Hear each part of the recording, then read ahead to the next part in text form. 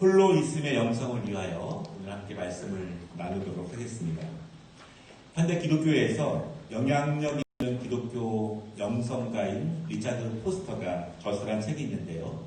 아주 오랫동안 많은 그리스도인들에게 큰 감명을 주는 책입니다. 영적 훈련과 성장.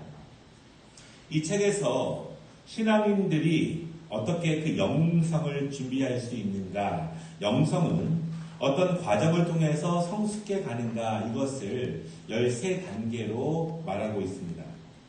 영성이 갑자기 성장하지 않는다는 이야기입니다. 영성이 갑자기 성숙하지 않는다는 거예요. 어떤 체계들이 있습니다. 그리고 단계들이 있습니다. 여러 가지 면들이 함께 변화되어 가면서, 갖추어 가면서 영성이 깊어집니다.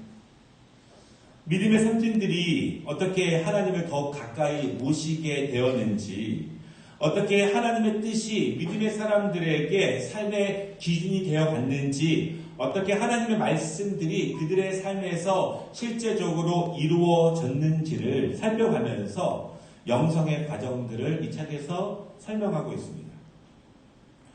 깊은 영성의 단계로 이르기를 원치 않는 그리스도인들은 아마 아무도 없을 거예요. 우리에게 연약함이 있고 부족함이 있지만, 그럼에도 믿음의 선진들처럼 하나님을 깊이 만나고 성령님과 동행하고 말씀의 은혜를 깊이 깨닫고 또한 그 말씀의 능력을 경험하면서 기품의 영성으로 나아가기 원하는 그리스도인들이 대부분이라고 믿습니다. 어찌 보면 이런 마음을 갖는 것이 지극히 정상적입니다. 바른 신앙의 모습 가운데 있다면, 하나님을 바르게 섬기고 예배하고 있다면 자연스럽게 그러한 열망이 생깁니다. 왜냐하면 성령께서 우리의 마음을 그렇게 인도하시기 때문에 그렇습니다.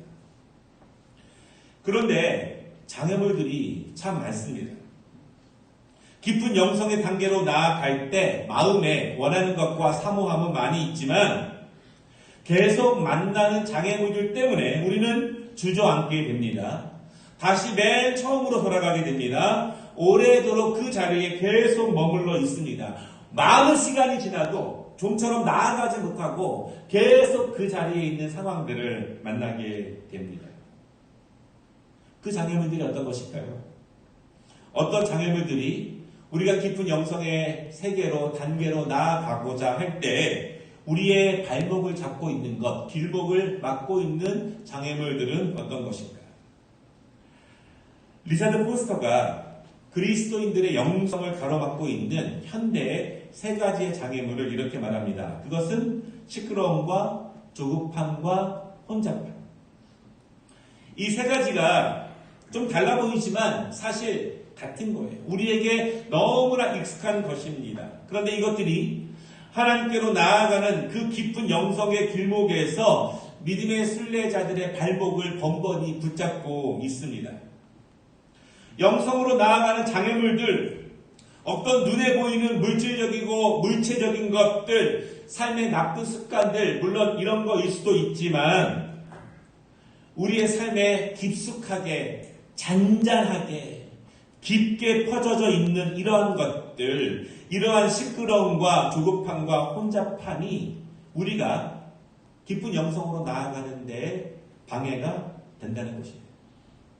여러분, 그렇다면 시끄러움과 조급함과 혼잡함, 이것을 극복해 나아가는 노력이 있다면, 훈련이 있다면 이것은 깊은 영성으로 나아가는 중요한 통로가 될 것입니다. 이것들의 반대는요, 조용함일 수 있어요. 인내일 수 있습니다. 단순함일 수 있어요. 말을 절제하고 조용한 시간을 즐기고 단순한 삶을 사랑하는 삶과 신앙의 습관들. 현대인들은요, 아무것도 안 하면서 가만히 있기를 주저합니다. 그 잠깐의 시간도 아무것도 안 한 채 깊은 묵상이나 깊은 사고로 나아가기를 주저합니다. 핸드폰을 찾고 아주 잠깐의 시간이라도 무언가를 들거나 귀에 꽂거나 보거나 만져야 하는 것이 현대인들의 삶이에요. 백색 소음에 너무 익숙합니다. 잠시라도 시간이 있다면 텔레비전을 켜거나 컴퓨터를 열어야 합니다. 지하철에서도 잠깐의 시간들을 손에 든 핸드폰에 의지한 채 시간을 보내고 있는 많은 사람들을 보게 됩니다. 이러한 모습들이 깊은 영성으로 나아가는데 심각한 방해가 됩니다.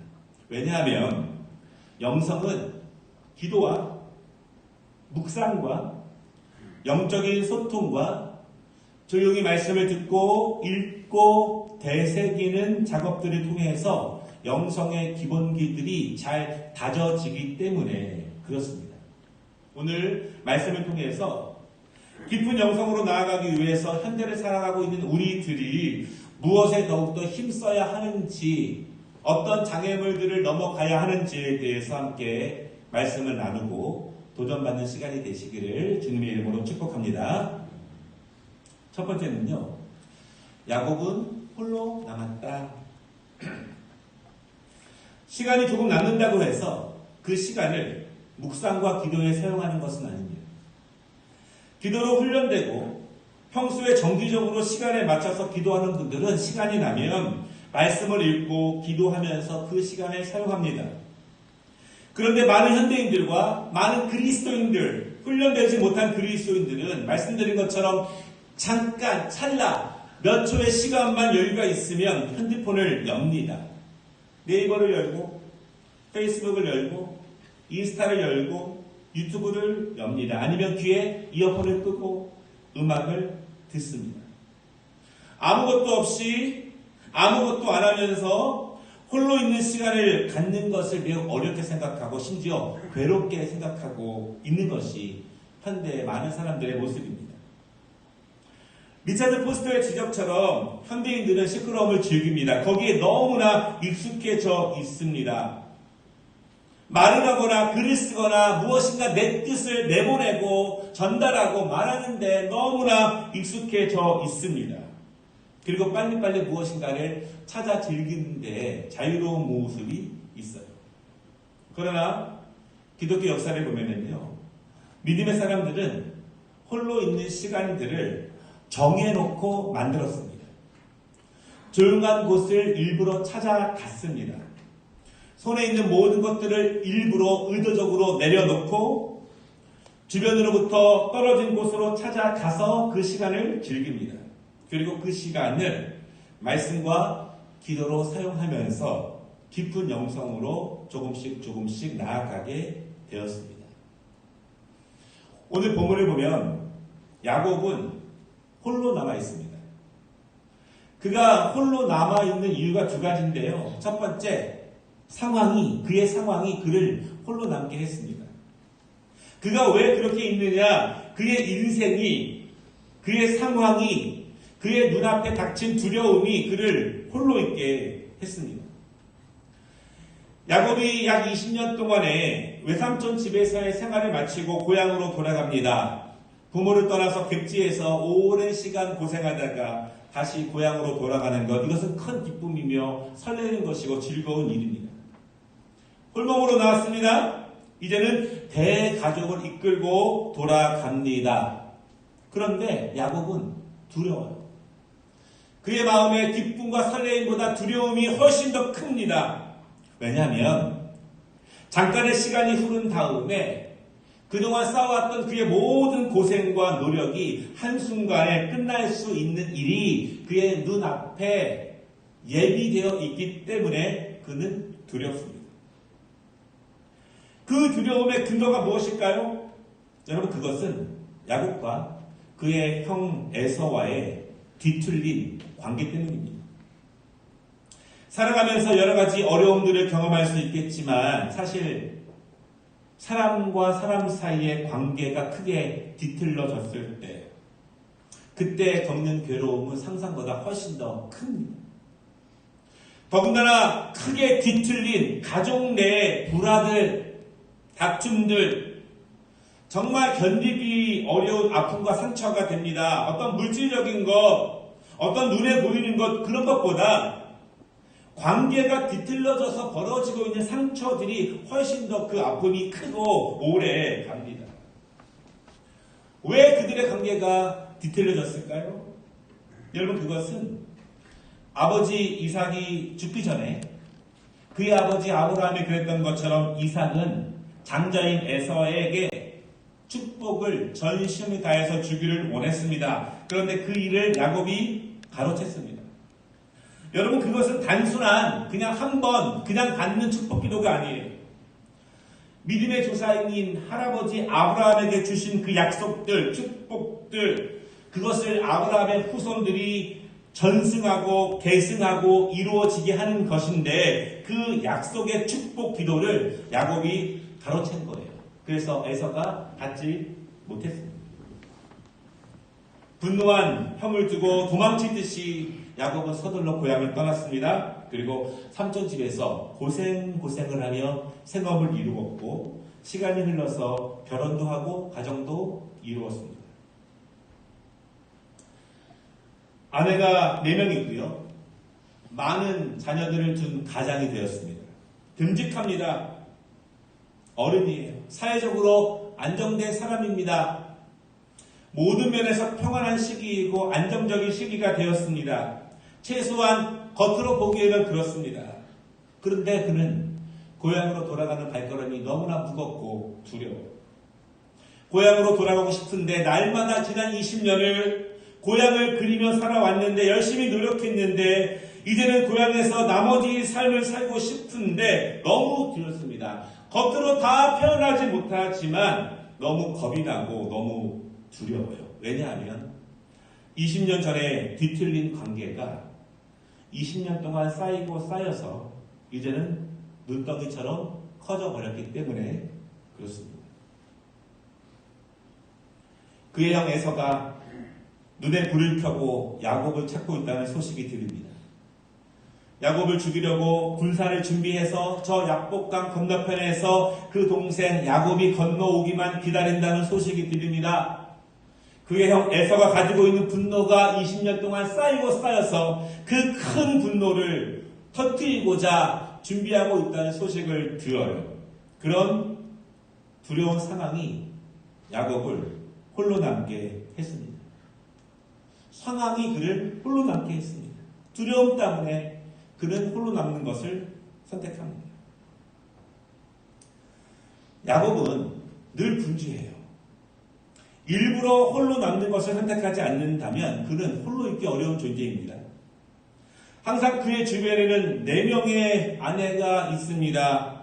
12명의 자녀들이 늘 이리저리 오가고 있습니다. 홀로 있기 어려워요. 많은 종들이 있습니다. 수많은 짐승들이 있습니다. 야곱이 다스려야 하고 결정해야 하고 해야 할 일들이 너무너무 많습니다.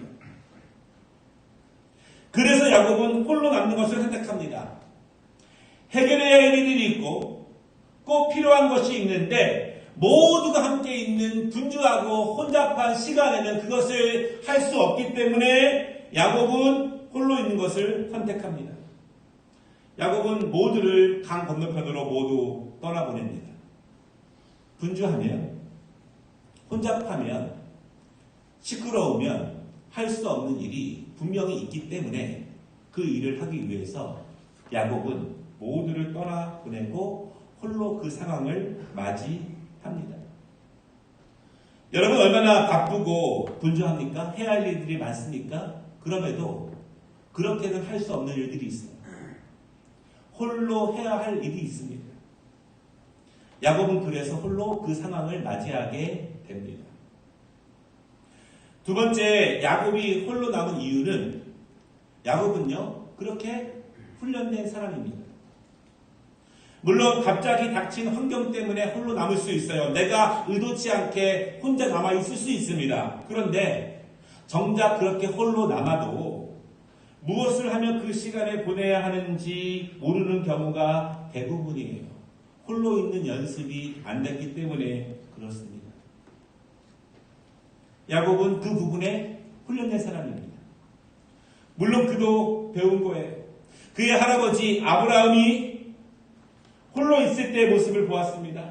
아브라함이 하나님의 부르심을 받았을 때 아브라함이 롯을 구하기 위해서 하나님 앞에서 의인들의 숫자를 불러가며 홀로 간절히 기도하는 아브라함의 모습. 그리고 아브라함의 아들 야곱의 아버지 이삭도 마찬가지예요. 야곱도 아버지 이삭이 홀로 기도하는 모습을 자주 보았습니다. 창세기 24장에 보니까요. 이삭이 저물 때 들에 나가 묵상하다가 그렇게 말씀합니다. 홀로 시간을 내어서 방해받지 않는 장사로 일부러 나아가서 때를 가리지 않고 기도하는 그 할아버지의 모습, 아버지의 모습, 그것을 보고 아들이 보고 배우며 훈련됩니다. 홀로 있는 시간을 일부러 만들기 시작했고 그것이 정기적인 습관이 되고 영성의 습관들이 됩니다. 우리가 신앙의 기본기를 잘 다져야 하는 이유가 있습니다. 왜냐하면 결정적인 순간에는 기본이 나옵니다. 기본. 어떤 실력이 갑자기 나오는 게 아니에요. 내가 원한다고 해서, 내가 희망한다고 해서 없던 실력이 갑자기 나타나지 않습니다. 기본기를 잘 다지면 결정적인 순간에, 위기의 순간에 우리 몸에 가장 익숙해져 있는 그 기본기가 우리에게 능력으로 나타나게 되고 우리는 그 힘으로 그 어려움들을 돌파해낼 수가 있어요. 두려움의 시간이고 견딜 수 없는 괴로움이 야곱을 홀로 있게 했습니다. 그러나 그는 그 시간을, 가장 위기의 시간을 오랫동안 배웠고 단단하게 기본을 갖추고 있었던 그 시간, 홀로 있음으로 나아가게 돼요. 가장 결정적인 위기의 순간에 그의 오래된 습관이 발휘되게 됩니다. 우리의 상황이 우리를 홀로 남기게 할 때가 있어요. 야곱처럼 생사를 가리는 두려움일 수도 있지만 어떤 힘든 일이나 어떤 고통스러운 순간 때문에 우리가 홀로 남아있을 수 있지만 우리는 일상에서도 잠깐 홀로 있어야 할 때가 분명히 있습니다. 여러분 그 시간 조급해하거나 성급해하지 마시기를 바랍니다. 그것이 힘듦 때문이지 그것이 일상 때문에 우리에게 벌어지는 시간이라도 그것이 우리에게 축복의 시간이 될 수 있습니다. 깊은 영성으로 나아가는 길목일 수 있고 홀로 남음이라고 하는 영적인 습관에 들일 수 있는 귀한 시간이 될 수 있어요. 혼잡함과 조급함과 시끄러움이 우리에게 너무나 깊게 익숙해져 있는 시간이지만 혼잡함과 조급함과 시끄러움부터 그것으로부터 분리되는 연습을 하시기를 바랍니다. 그를 통해서 홀로 남는 은혜를 경험하시기를 주님의 이름으로 축복합니다. 두 번째는요. 야곱은 홀로 남아서 하나님을 대면합니다. 물론 한 번, 두 번 홀로 남았다고 해서 바로 하나님을 대면할 수 있는 것은 아닐 것입니다. 그러나 홀로 남는 연습과 훈련과 반복과 그것이 습관이 되면 하나님을 대면하는 길로 나아가게 됩니다. 여러분 깊은 영성이 무엇일까요? 깊은 영성은 무엇을 향해 나아가고 있는 것인가? 여러분 그것은 하나님을 대면하는 것입니다.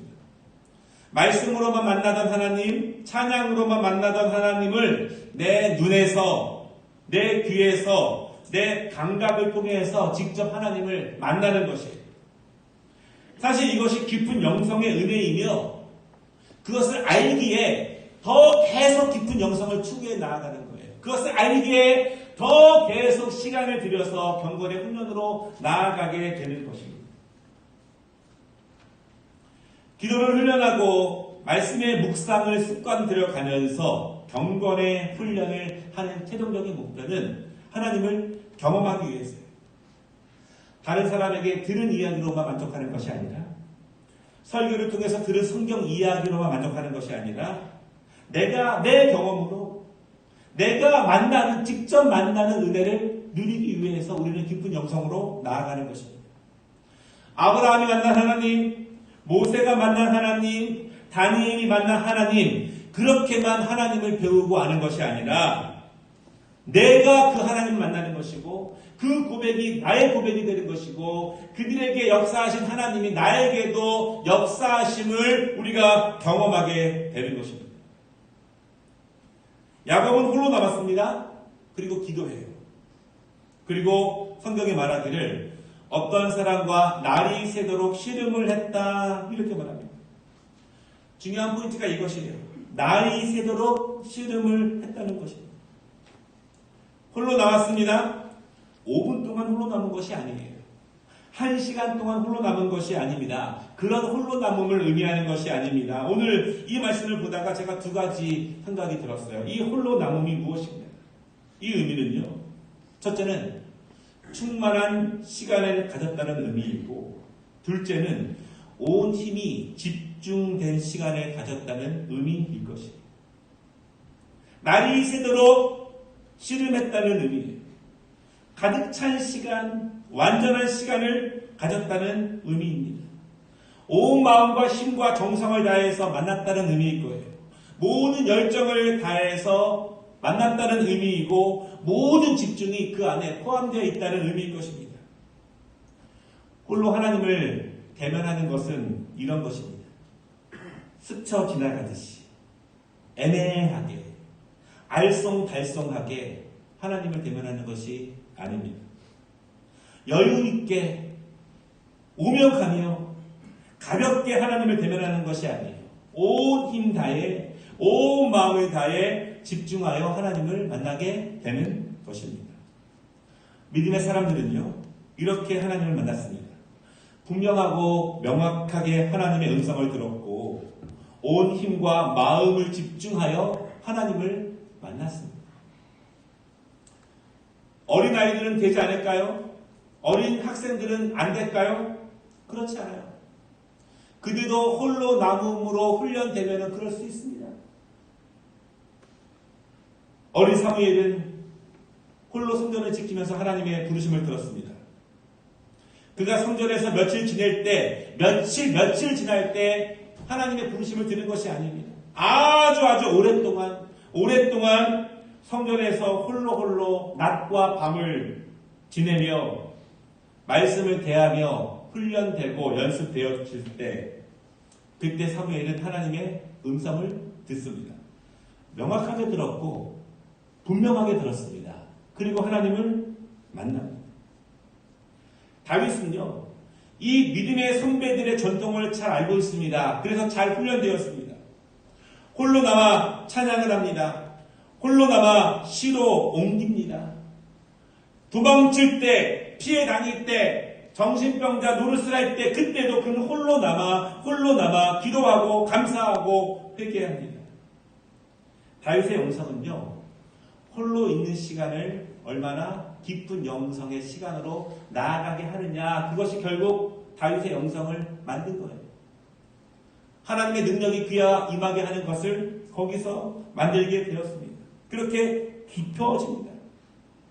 예레미야, 에스겔, 다니엘, 선지자들 홀로 기도하며 하나님의 부르심을 받습니다. 하나님의 뜻을 전달받고 이스라엘과 세상을 향한 하나님의 계시를 받습니다. 혼잡한 가운데, 조급한 가운데 무엇인가 손에 잔뜩 듣고 하나님의 계시를 그렇게 받을 수 있는 것이 아니에요. 예수님도 그러셨습니다. 정말 바쁜 일과가 있었지만 그 속에서도 홀로 있음을 계속하셨습니다. 한적한 곳에 가셔서 새벽이 되도록 하나님을 대면하십니다. 왜 홀로 있는 것이 중요합니다. 왜 그것이 경건의 훈련이 되고 그것이 쌓여져 갈 때 경건의 능력이 될 것인가? 하나님을 대면한다는 것은 하나님의 말씀을 받는다는 의미입니다. 26절을 보면은요, 야곱은 축복을 사모합니다. 왜 축복을 사모합니까? 여러분, 강렬한 열망이 없으면 축복을 사모할 수가 없어요. 강렬한 열망이 있을 때 축복을 사모합니다. 두려움이 있어요. 지금의 이 상황, 홀로 감당할 수 없는 일들이 있습니다. 형의 마음을 어떻게 누빌까 하여서 먼저 강을 건너 보내 수많은 물질로도 감당할 수 없었던 에서의 큰 분노, 그의 바라는 그의 큰 두려움. 야곱은 그 하나님을 대면해서 하나님의 축복으로 그 두려움을 이기고자 합니다. 할아버지가 그렇게 이겼던 것처럼, 아버지가 그렇게 견디고 극복했던 것처럼 야곱은 그렇게 훈련되었고, 그래서 홀로 남았고, 집중해서 기도했고, 온전히 하나님을 대면했고, 하나님의 축복을 사모했고, 그 사모함에 하나님이 그 말씀을 주십니다. 얼마큼 사모해야 주실까요? 날이 새도록 씨름하는 집중과 은혜와 온전함을 통해서. 하나님이 그에게 말씀을 주셨는데요. 28절을 보니까 그가 이르되 내 이름을 다시는 야곱이라 부를 것이 아니요 이스라엘이라 부를 것이니 이는 내가 하나님과 및 사람들과 겨루어 이겼음이니라. 홀로 남은 야곱, 오직 기도를 통해서 하나님과 대면한 야곱, 두려움이 그를 휩싸았지만, 걱정과 염려가 그를 둘러쌌지만, 그럼에도 불구하고 그 모든 것들을 뒤로 밀어놓고 홀로 하나님과 대면하는 시간으로 찾아나간 야곱. 그곳에서 하나님은요, 그에게 내가 하나님과 사람들과 겨루어 이겼다, 이렇게 말씀하십니다. 여러분, 무슨 의미일까요? 오늘 야곱이 왜 그 자리에 있을까요? 어떤 일이 야곱을 글로 내몰았습니까? 그것은 에서가 받아야 하는 축복 기도를 가로챘기 때문입니다. 야곱이 그 기도를 대신 받았습니다. 대신 축복 기도를 받았습니다. 그럼 야곱은 그 기도의 응답을 받은 것일까요? 축복이 그에게 임했습니까? 받은 축복 기도가 그에게 그대로 역사되었습니까? 4명의 아내가 있습니다. 그것이 축복 기도의 응답일까요? 12명의 아들들이 있습니다. 그것이 아버지가 해준 축복 기도의 결과일까요? 아버지는 그것을 바라고 그렇게 기도한 것일까요? 20년간 일했습니다. 그 결과로 수많은 재물이 생겼습니다. 아버지는 그것을 바라면서 아브라함부터 이어져 내려온 축복을 그렇게 쏟아 부은 것일까요? 그렇지 않아요. 어떤 숫자적인 증거가 하나님의 축복을 의미하는 것은 절대 아닙니다. 왜냐하면 그것이 축복이라면 왜 야곱은 강 건너에 기다리는 에서를 생각하면서 그토록 두려워했을까요? 그것이 축복이라면 하나님의 축복은 에서의 군대는 이기지 못하는 것입니다. 하나님의 축복이라면 하나님의 축복은 넘어가지 못하는 장애물들은 절대로 넘어가지 못하게 하는 것인가요? 하나님께서 야곱에게 말씀하셨습니다. 하나님과 겨루어 이겼다. 이것은 진정한 축복이 이제 야곱에게 임했음을 의미합니다. 그래서 하나님과 겨루어 이겼다는 의미를 가지고 있는 이스라엘이라고 하는 이름을 야곱에게 새 이름으로 주셨습니다. 하나님께서 아브라함에게 말씀하신 약속을 이제 이 야곱을 통해서 이루신다는 거예요. 아브라함에게 하신 약속, 그의 자손들이 하늘의 별처럼 빛나고 바다의 모래처럼 많아질 것이라는 축복과 그 비전이 야곱을 통해서, 이스라엘을 통해서 이루어질 것이라고 하는 의미입니다. 그래서 하나님이 야곱에게 주신 새 이름 이스라엘이 그 민족의 이름이 된 것입니다. 말씀을 마치겠습니다. 28절을 보면은요, 또한 사람들과 겨루어 이겼다, 이렇게 말씀하세요. 이것은 어떤 의미일까요? 야곱이 왜 홀로 남아 있습니까? 그는 어떤 두려움 때문에 홀로 남아 있었습니까? 그가 홀로 남기 전에 한 일이 무엇일까요? 그것은 재물들과 짐승들과 가족들을 나누어서 강을 먼저 건너가게 했어요. 왜 그랬을까요? 많은 재물을 통해서 형 에서의 마음을 녹을까 하여 그렇게 했습니다. 그러면 해결이 될까요? 해결이 안 된다는 것을 야곱이 알아요. 그래서 두려워하며 그 밤을 지새우게 된 것입니다. 그렇게 해서 뒤틀린 관계가 해결될 수 있는 것인가? 그것은 한낱 인간적인 방법입니다. 우리가 수없이 많은 어려움과 뒤틀린 관계와 또한 두려움 속에서 우리는 인간적인 계획과 생각을 짜낼 때가 있죠. 그러나 홀로 남은 야곱, 하나님과 대면하고 받은 말씀. 다음 날 두렵고 떨림으로 야곱은 강을 건넙니다. 그리고 저 멀리서 군사를 준비하여 야곱을 기다리던 에서를 대면하게 됩니다. 그들은 만났고 그들은 부둥켜 안았고 그들은 서로 한참을 울었고 서로의 얼굴을 대면했고 그렇게 용서했고 그렇게 기쁨을 나눴습니다. 전혀 예상하지 못한 결말이에요. 야곱이 괜한 걱정을 한 것일까요? 그렇지 않아요. 그는 걱정을 한 것입니다. 인간적인 방법으로 그 관계가 회복된 것이 아니었어요. 재물을 바쳤기 때문에 그들의 다툼이 끝난 것이 아니었습니다. 하나님이 그 일을 하신 것이고 하나님이 그들의 관계를 복원시키셨습니다. 하나님을 대면하니 하나님이 역사하시니 모든 상처 입은 영혼들과 모든 어긋난 것들과 모든 뒤틀린 것들이 하나님의 만지심의 역사로 다시 회복되고 복원된다는 사실을 여러분 믿으시기를 바랍니다. 이 땅의 모든 상처 입은 것들, 떨어져 나간 것들, 아픈 것들 언제 회복됩니까? 하나님의 나라에서 하나님의 능력으로 완전히 회복됨을 믿으시기를 바랍니다. 다른 것으로 해결되는 것이 아니라 하나님이 역사하시니 다쳤던 마음들이 회복되게 됩니다. 하나님은 에서의 마음을 여셨고 동시에 야곱의 마음을 그렇게 만지셨습니다. 인간적인 노력과 계획으로 된 것이 아니었습니다. 홀로 남는 것은 깊은 영성으로 나아가는 길목입니다. 홀로 남는 것, 이른 새벽의 기도, 늦은 밤의 말씀, 받은 말씀을 조용히 묵상하는 것, 그렇게 일상에서 계속 되새김질하게 하는 것, 일부러 시간을 정하여 조용한 곳에서 하나님을 만나는 것, 혼잡함과 조급함과 분주한 곳에서 나를 떼어놓아서 조용하게 홀로 하나님을 만나는 연습으로 훈련되어져 가는 것, 그것이 더 큰 상임으로 나아가는 영성의 길목입니다. 경건이 우리에게 능력이 된다는 것은 이런 의미가 아닐까요? 우리의 일상에 하나님의 개입이 자연스럽게 나타나는 것. 코로나19로 인해서 우리는 의도치 않게 조용하게 시간을 보내야 하는 시간들이 더욱더 많아지고 있습니다. 그 시간 홀로 있음을 통해서 깊은 영성으로 나아가는 은혜를 누리시기를 주님의 이름으로 축복합니다. 기도하겠습니다.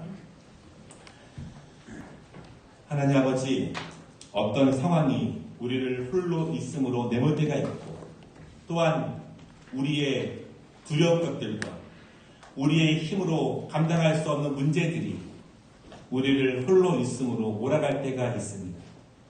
주여 그 시간을 기도하며 말씀을 묵상하며 하나님과 대면하는 축복의 시간으로 사용할 수 있도록 도와주시옵소서. 혼잡함과 조급함과 시끄러운 가운데 우리를 단절시키고 우리를 절제하고 홀로 있음의 영성으로 나아갈 수 있는 축복과 은혜를 허락하여 주시옵소서. 예수님의 이름으로 기도드리옵나이다.